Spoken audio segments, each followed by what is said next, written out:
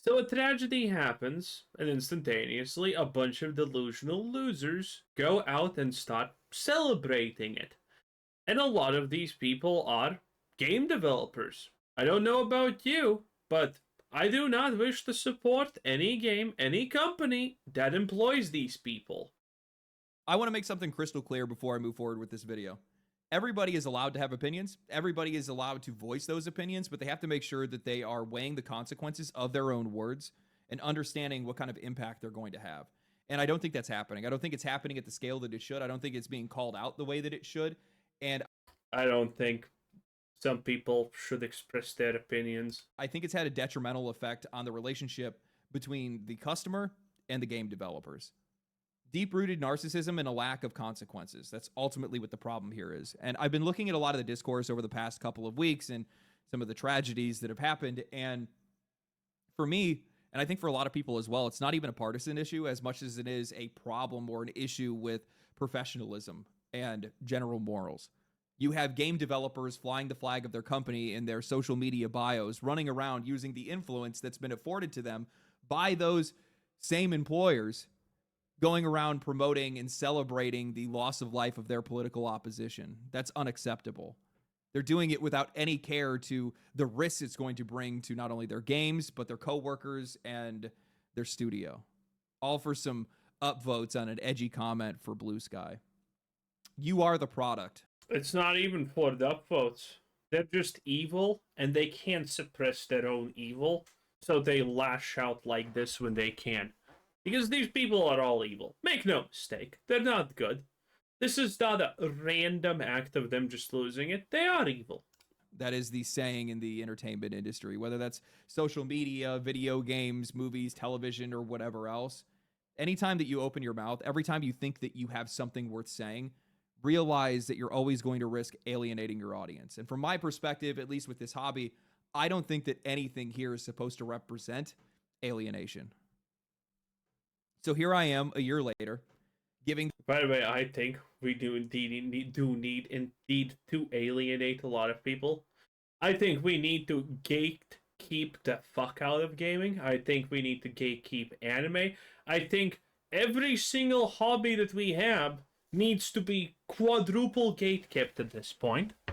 Because everything is just slowly getting infiltrated by people who pretend to like the thing, but then complain about it and demand that it gets changed from what it was not supposed to be. We are currently seeing a lot of that, by the way, in gaming, and especially a lot recently in animation. Anime is suffering greatly because a bunch of normies, a bunch of just very stupid people are infiltrating it and now demanding that things change. It's pathetic. The same talk, the same sobering lesson on business ethics, on professional ethics, on communication. Because for whatever reason, the video game industry doesn't know when to shut its own mouth because, well, they think that their opinions matter more than their coworkers and their customers. I think it's a rather milquetoast take for me to come out and say that I think that society and entertainment have become increasingly more political. I think it's obvious at this point. It's hard to deny it, and it's to the point where you can't even escape it, even though that's exactly what most of us are setting out to do. I can't open a single app, game, TV show, or movie without having somebody trying to preach their politics to me, and the spaces that we used to have that used to be safe from it largely don't even exist anymore. This is going to be insane. Obviously, the voice actor of this woke disaster also had some very expected choice words over the matter. And I think that's created this new kind of social divide in consumer products and media, where customers were once basing their purchasing habits off of practicality, quality, and enjoyment. Well, now this new category has forced its way into the equation, politics, and it's just complicating things further. I mean, it makes sense. Politics are deeply rooted in personal values and beliefs. They shape the way that we see the world and how we want to see the world. And I think in most cases, especially when it comes to entertainment, people do not want to engage with something that directly conflicts with their beliefs, or worse, outright demonizes them. That's why I've always advocated for less politics in entertainment, because... Hell no! Shut up, okay? Listen. Young grasshopper, okay? Legendary Drops is one of the people who appeared after the pushback against this stuff happened. There's a bunch of people who are just forgetting the fact that actually all of these people we are calling insane actually hold all the power not even 4 years ago. They held all of the power over the gaming industry, Hollywood, music, entertainment, news, everything that we had access. And we were fighting against these people. We were calling them out for being insane long before this. This is why you need to be negative about all of these things. This is why you need to call them out. This is why I can't stand people who are saying, "Oh man, why must you be negative about this situation?" Because we know where inaction leads. It leads back in time 4 or 5 years ago when we were not allowed to say anything at all because everything was offensive. This is what happens when you don't talk about these things. This happens when you don't point out these things. I think it risks alienating audiences and escalating division. It's the reason why I steer clear of those conversations myself. I have my own personal politics, of course, but I'm not interested or passionate enough to bring them here. I'm not informed or confident enough to speak on them with any level of authority that would be worth dividing my community over something that largely does not matter for the service that I provide. When I criticize some of these studios for forcing politics into their games, it's not because I secretly hold some kind of agenda. It's just because I believe that they just don't belong there. Players come from every background imaginable, different beliefs, values, experiences, and different walks of life entirely, different countries entirely, and they don't need me or game developers telling them how to think. What they actually need is for people like me to respect their time and for developers to respect their experience. But while I see all of this as unnecessary, it seems like developers believe otherwise. It feels like anytime there's a major controversy or tragedy, both game developers and games media feel compelled to... Is this how this game is supposed to play? It feels small and bad. Holy shit, this is gonna be a worse disaster than I thought. voice The javelin toss doesn't look like anything. It just vanishes. The small movements, wow. their opinions. They use the platforms and recognition afforded to them by their employers or by the games that they worked on to broadcast those opinions to their audience and to their peers. Yeah, this looks pretty cringe. And what I find to be the most disgusting and reckless misuse And don't get me wrong, it's not because the animation's bad, it's because it's a woman. of that platform, Sucker Punch Studios' Drew Harris, a senior developer of Ghost of Yotai, came forward on Blue Sky to seemingly celebrate and make light of the brutal end met by political influencer Charlie Kirk. This was first discovered and reported on by gaming content creator Legacy Killa HD. Following the news of Kirk's passing, Drew posted on Blue Sky saying that I hope the shooter's name is Mario so that Luigi knows his bro got his back. A post that was liked multiple times by developers from the Coalition, Bungie, and a few others. As things unfolded, more developers were found weighing in. A localized... The typical failing gaming companies, by the way. from Final Fantasy XIV was caught reposting a call for a purge. A witch hunt then ensued, and suddenly more players and commentators were paying closer attention to the words of developers. Once Drew's post... Whoa. Don't call this a witch hunt. This is completely justified. This is no witch hunt in the slightest. They're posting this for everyone to see. And we're seeing it, and we're not exactly thrilled or supportive. Made it over to Twitter with people sharing his comments directly to his employer, others sharing posts about canceling their pre-orders, and instead of backing down, Drew instead doubled down, mocking the situation entirely with posts like, I have been told that Twitter has noticed me from across the room, ooh woo. Some of y'all never have heard the critically acclaimed Mario Brothers franchise by Nintendo, and it shows. And maybe instead of emailing people's employers, y'all should be emailing your reps and demanding gun control immediately. I don't even know what to say. I am stunned by the lack of self-awareness and care here. Not only are you representing your company, not only is your game already being dragged into the conversation with your employer being tagged in these posts, but then you just go and double down with more edgy posting and doing it using a competitor's brand. I honestly wonder how Nintendo feels about one of Sony's employees running around using the name of their company, their characters, and one of their most iconic franchises to make jokes about the death of a political influencer. Oh, wait, never mind. I do know.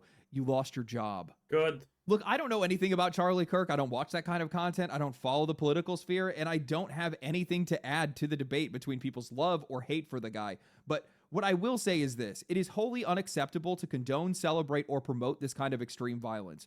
While I will say that there are a lot of people losing their jobs currently, and that is a good thing. They're the people who make your games. They're the people who are trying to change your government. They are the people who are educating children from 1st to 12th grade and in universities. All of these people have no right to do any of these things. I largely stay uninvolved in these political matters, usually on the side of just on the outside looking in. What I have seen over the last decade online is more and more communities that are normalizing it. Social media that is just fueling pockets of people that are escalating and celebrating violent rhetoric. Deeply insecure and disturbed groups of people that are just gassing each other up, egging people on to ruin their lives and the lives of others just so they can have somebody else to point to and say, at least I'm not them.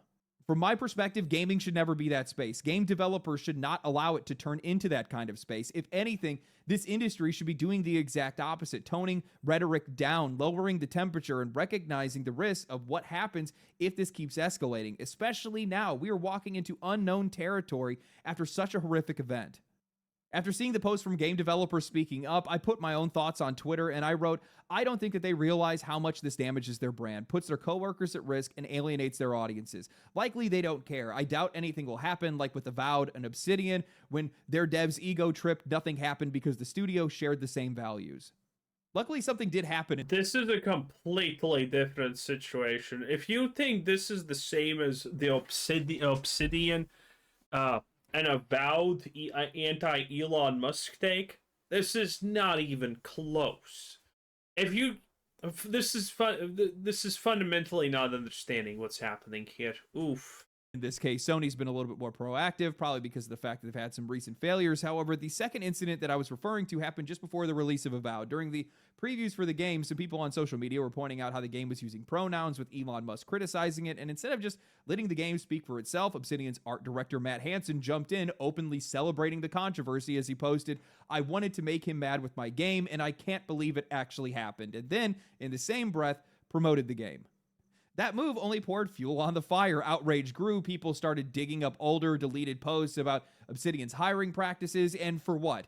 To me, it looked like somebody that was just letting their ego take the wheel and using their game as a platform to be able to divide their customers and push their personal politics. Xbox and Obsidian did nothing about it, and while you can agree with me or not, but I think that alienating your audience like that, they set their own game up for failure. Avowed peaked at just 19,000 players on Steam before sliding into obscurity.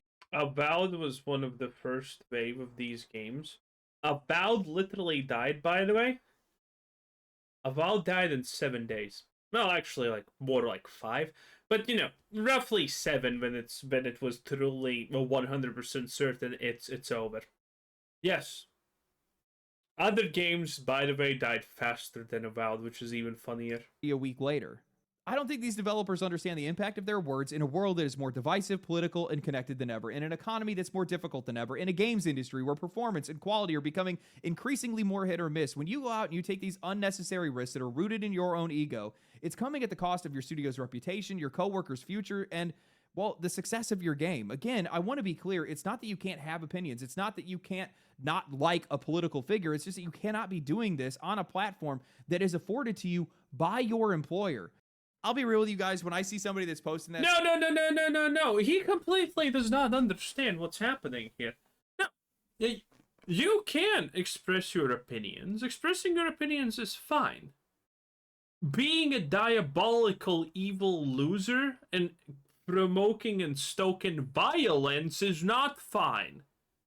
Expressing your opinions that you dislike some political party is fine. No one should get fired for that. No one should even get reprimanded for that. But what people should get reprimanded for is, well, the situation that we were saying, oh, I'm glad it happened. I'm hope it happens again. That is when people should worry about their jobs, because they're unhinged and crazy. Just expressing that you don't like someone or something, or politically don't agree with something, is fine. No one should ever be touched for that. That's a normal, basic opinion, no matter what side you're on, even. But celebrating atrocities is different. It is completely different. I have a feeling Legendary Drops completely has no understanding why people are not agreeing with what's happening here. Stuff that proudly and they're doing it so confidently, it likely tells me that they believe there's going to be no consequences for their actions because they likely do have coworkers that share the same views. We already know that's the case because we saw there was multiple people from the studio that had liked that post and shared that post that they had made. And that doesn't matter. Even if you have the support of your studio, your game's not even out yet. Why would you? All you've effectively done is just put your coworkers' lives at risk, their livelihood and their security. Look at the temperature of society right now. Look at the economy. Why would you go and poke the bear? It is so reckless and it's so selfish. These developers don't understand that first impressions are oftentimes last impressions, and their words carry a lot farther than they think they do. I think that's obvious by now. And when your game isn't even out yet, and this is the first time this game has gone viral since I remember it even being announced. And the only marketing material that I remember for it was Summer Games Fest, at least recently, I think. They've already been overshadowed by all these multi-platform releases. Keep in mind, this game is going to be locked to PlayStation, at least initially. And every single game developer in the industry wants to release their game in September and October. This is going to stop a studio in its tracks. It could very well stop a studio in its tracks. Who's to say this doesn't affect sales? Who's to say this doesn't result in layoffs? Hope it was worth it. I hope this results in layoffs because these people do deserve it. Well, anyway, that was Legendary Drops. I have a feeling he does not understand at all what's the actual problem here. Anyway, like the video. Bye!